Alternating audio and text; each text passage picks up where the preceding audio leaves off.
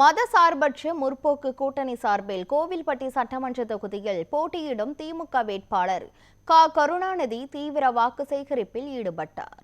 சட்டமன்ற தேர்தலில் கோவில்பட்டி சட்டமன்ற தொகுதியில் மதசார்பற்ற முற்போக்கு கூட்டணி சார்பில் திமுக நகர செயலாளர் கருணாநிதி வேட்பாளராக அறிவிக்கப்பட்டார்.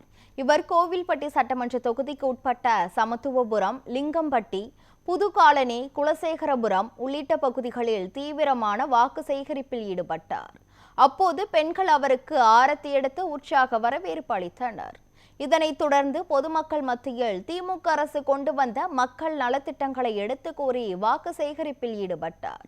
அவருடன் திமுக மூத்த நிர்வாகிகள், காங்கிரஸ், மதிமுக, விசிக, கம்யூனிஸ்ட் உள்ளிட்ட கூட்டணி கட்சி நிர்வாகிகளும் கலந்து கொண்டு உதயசூரியன் சின்னத்திற்கு வாக்கு சேகரித்தனர்.